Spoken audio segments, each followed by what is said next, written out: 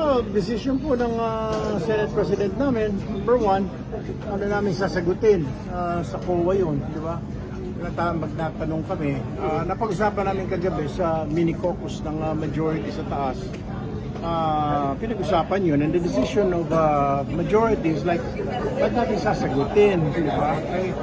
How do we explain that? Saan natin kukunin yung bayad sa pagkain, tapos sila pa mamimili sa catering? So hindi nyo ba sagutin? Hindi. Sir, Official ano na yun, sir? Na nireject na yung ganong request? I guess the Senate President will be the right person to ask.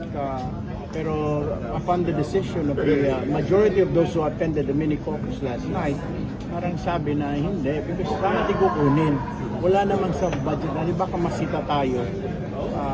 Paano natin i-explain na pinakain natin yung defense team? sir, yung sa Blue Ribbon lang, sabi nyo kahapon tuloy yung hearing, but are we looking at any date after SONA, sir? Pag na siguro, pinaka-earliest problema, punong-puno yung mga rooms. Tapos siguro talagang the only one, pag walang talagang Thursday or Friday siguro, baka Friday. Sir, will you be discussing about the tagig? Yung mga nilalabas ngayon na, di ba na may mga documents si Senator Ping? Hindi pa niya nasasubmit, pero pag sinubmit siguro, then I will start reviewing it. Hindi lang po naka-confine doon.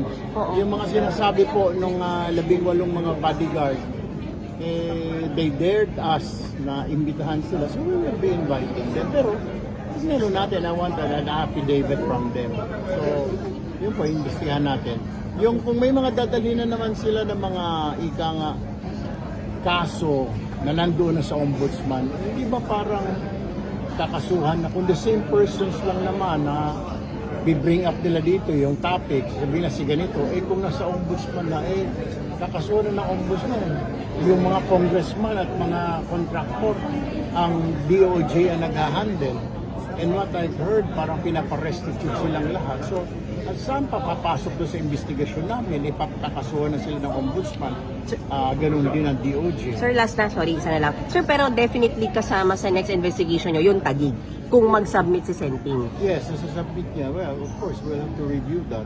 Tignan natin. I really have to look into that kasi serious yung, it's a serious matter. Okay. Salamat, sir. Thank